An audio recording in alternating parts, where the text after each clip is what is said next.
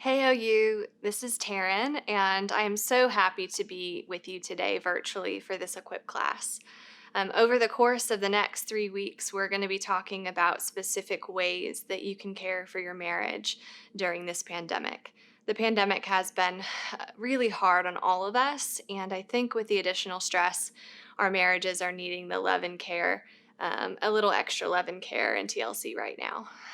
Last Equip class, Matt Campbell talked about ways in which we can care for ourselves and use various coping mechanisms to make sure that our mental, emotional health is healthy and that we're doing well, and some preventative action steps that we can take to be able to do that. We know, though, too, that during this pandemic, that when we're not well, our relationships aren't well. And so I just want to be able to give you some tools today to be able to talk more specifically about ways in which we can care for our marriage and make sure we're connecting with our spouse over this time.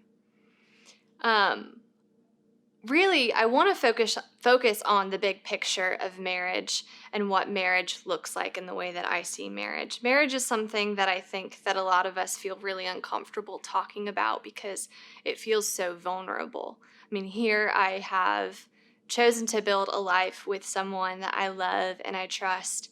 And it can be tricky and a little fishy sometimes.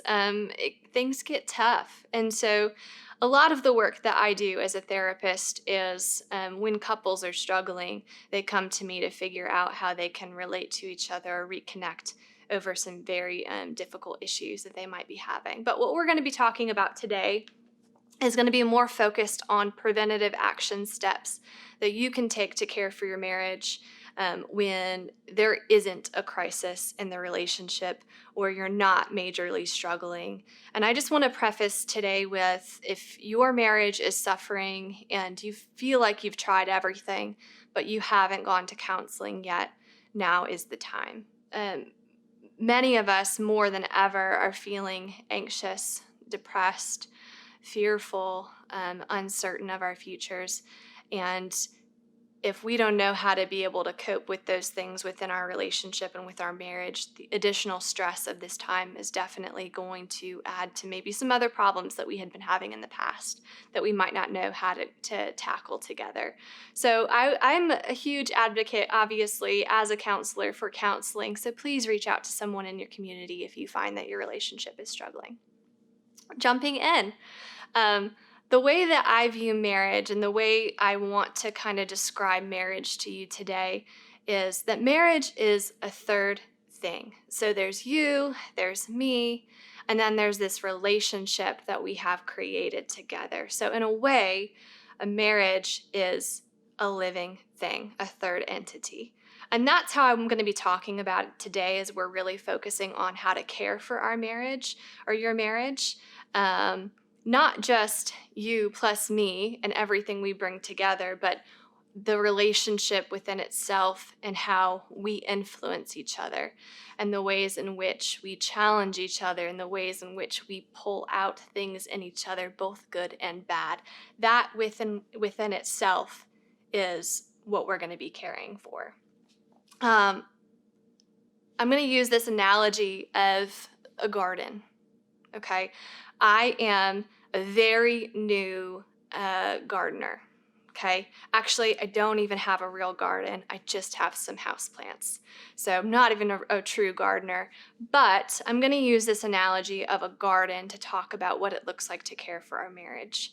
A garden, for those of you who have the experience caring for something living, needs a non-hostile environment. It needs the right soil. It needs nutrition. It needs to not be scavenged. It needs to be protected. It needs to be safe. And that's also one thing that our marriage needs, as well as a non-hostile environment.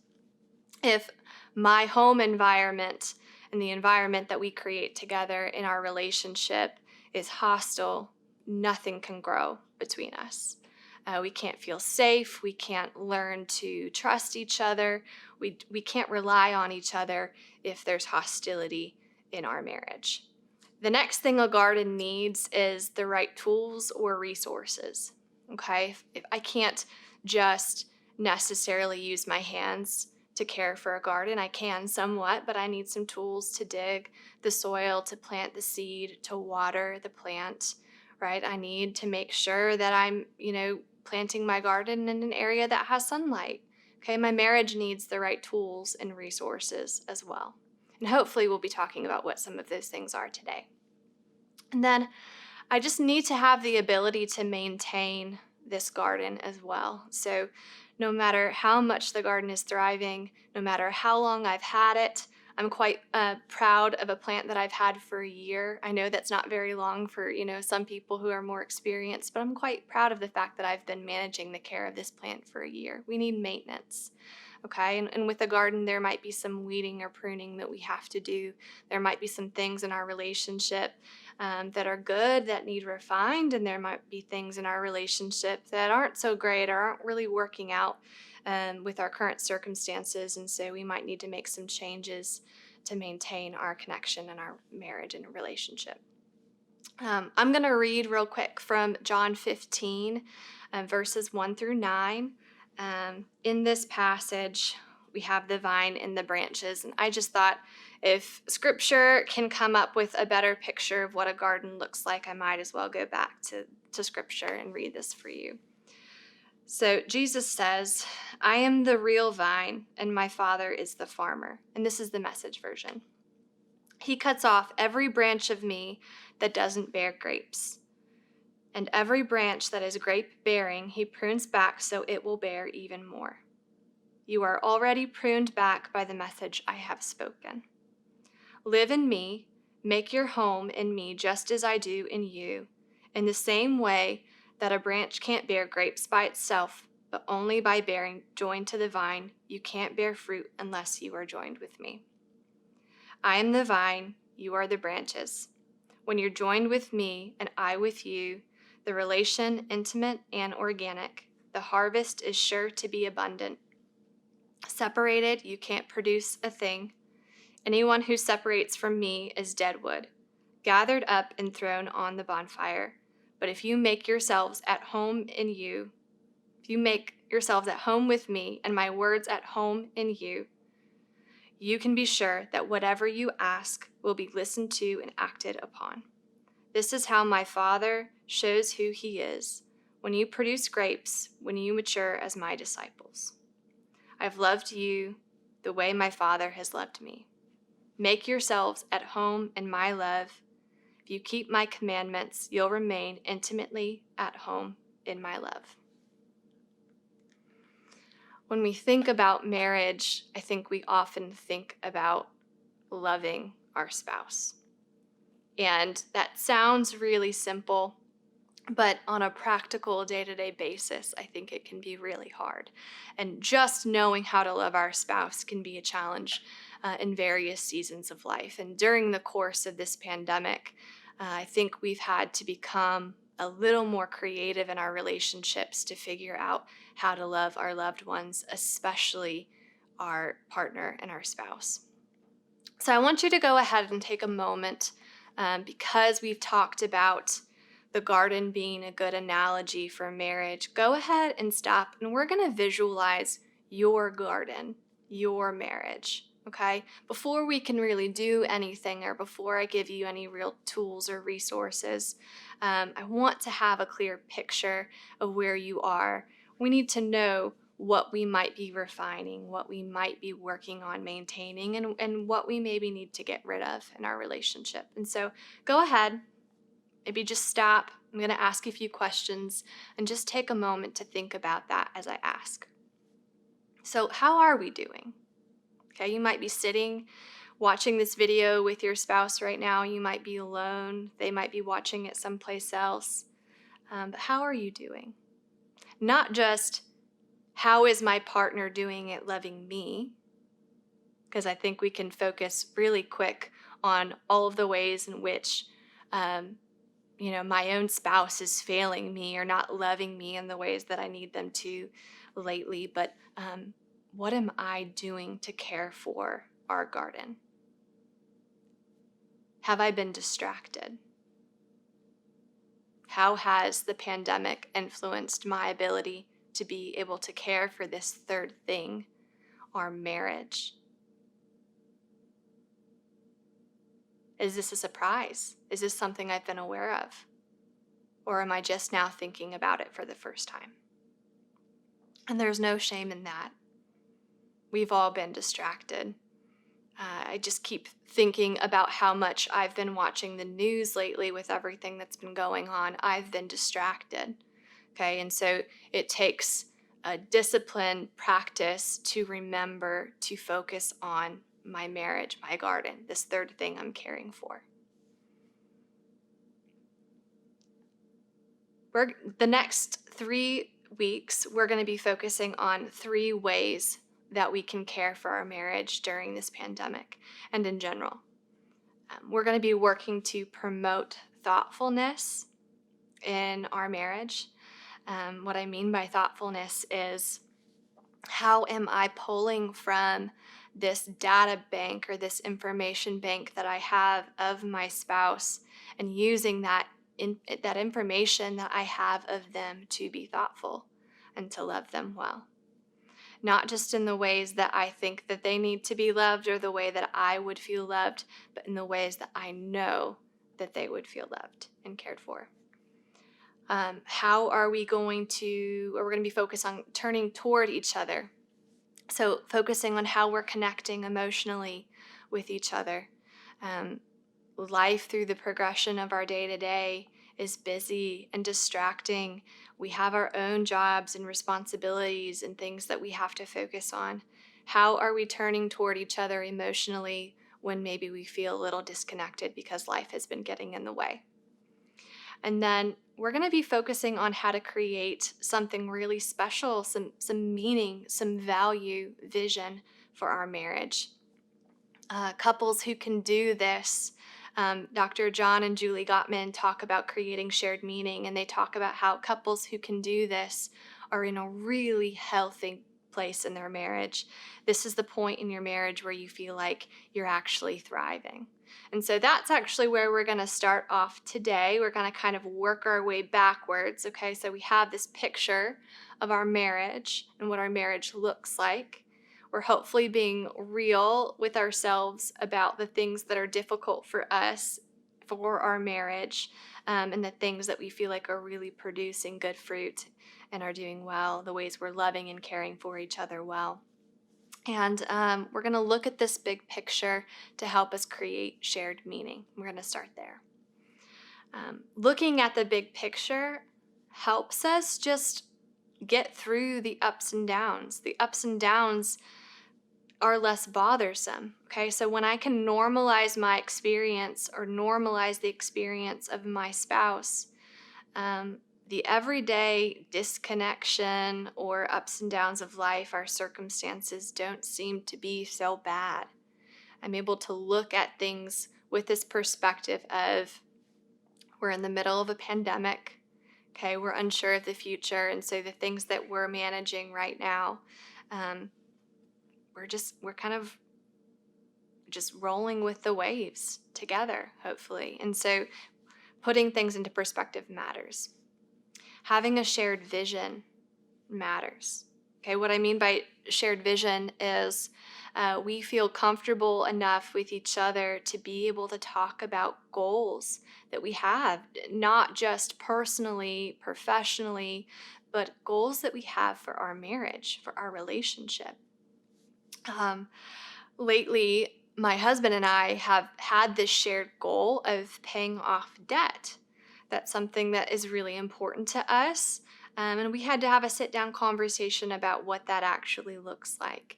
And so he was able to share with me what he values, how he values having the time and resources available in case somebody were to come along and needed help. He values generosity. So paying off our debt is something that's important for us and for our marriage. And I agree, and I share that common goal. That is something that connects us and unites us with each other. So what that practically has meant on a regular basis is we've been working together and collaborating to figure out how we can do this as efficiently as possible. And in our own way, and because my husband is really organized, it's just kind of how his brain works. We have a Google Drive Excel sheet that we share, that we go in and we edit and we take care of, and we both have access to the budget. And I know when I don't look at the budget and I spend money somewhere, okay, I can excuse it and say, oh, it's a little thing, right? But I know when he expresses to me, hey, that actually felt kind of hurtful, that it has much more to do with this greater goal, shared goal that we have to become debt free so that we can together as a couple be generous. It gives us a shared sense of purpose. And so I think faith is actually a really great example of this. Using our faith together. I love this verse in John chapter 15, where Jesus just talks about connect to me. I am the source of life. Connect to me. If you tap into me, then you will be okay.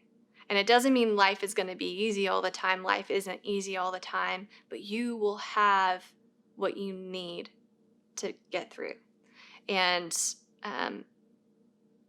in marriage, I think faith can be something, Christ, Jesus, can be something that we turn to, that connects us, that gives us a deeper sense of purpose.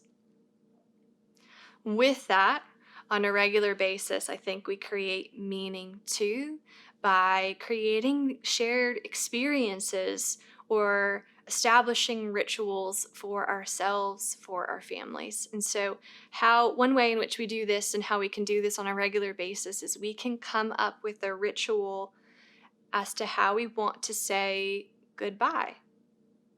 Every day. When we leave, we go to work, even if you're not leaving, even if you're stuck quarantined in the same house, or no matter what you're doing, figuring out a way to say goodbye, to part, and then greet each other and come back together. And that looks differently for every couple, right? But being able to share what feels comfortable to you, what feels loving to you. It could just be a typical, like, hey, see you later, right? Or there could be some physical affection there, a hug, right? A kiss, bye, love you, see you later. Those are rituals of connection and creating meaning in our relationship. Coming back to faith, praying together. I think praying together can be one of the most intimate things that we can do together as partners, because we share our concerns. We share what's been bothering us. We share what we're grateful for and what we're thankful for. These are all ways in which we feel more connected. And then rituals around particular times of year, weekends, a weekend ritual. Another thing that my husband and I like to do is we like to get outside. That is something that is really important to us. And so we're kind of structuring our time and communicating what feels good, how often we should be outside. And so that's another thing you can do, is figuring out, how do we want to be spending our time? How do we create meaning in the time that we're spending together, and what's important? What do we value? Even creating a yearly calendar where you look at your year and you say, here are the major events that we want to make happen. I think often I hear couples talk about things that they wish they had time to do together, but they just don't have time. They're too busy. And if we sit down and we look at our year in advance, and we're able to say, okay, what are the things we know are coming up? What do we know we can expect? Where are the areas in which we can already book these things and put them in our schedule? Then when other things come up, we actually have the ability to say no, right? Like, nope, I'm sorry. I have this other thing. I have a commitment to my partner, to my spouse. We're going to go do this thing or take this trip together, and that's important to us. So a date night is incredibly important. And I don't just mean like the typical date night where dinner and a movie. If that's your thing, that's awesome. But it doesn't have to look like the date nights that you see other people around you having. Date nights should be structured in a way where they're meaningful to you. Okay, it might just be meaningful because you get a break from your kids for a little while, and that's really what you need in this season of life. Or a date night could be significant because you're taking that walk outside, and being outside is significant to you, or you're doing something that one of you loves to do, and getting to share that experience together. I hate fishing, right? But if my husband loves fishing, when I go along with him it's a special occasion, right? I mean, I'm not going to do that with him every day, but when I make it a priority to share an experience with him, then it becomes meaningful to us. And we're stronger when we have this sense of purpose. And so, to volunteer, to figure out how you want to raise your kids, that might be the sense of purpose that you have. If you have children, if that's something that you've chosen to do, it also helps us create a legacy for our relationship. So our beliefs help create a legacy. How will people talk about us when we're gone? What are the stories that they will tell? Not just about me, individually on my own, but what kinds of stories will they tell about our marriage, about this garden that we've been working to maintain and care for and grow? And what is our marriage culture? Is it meaningful?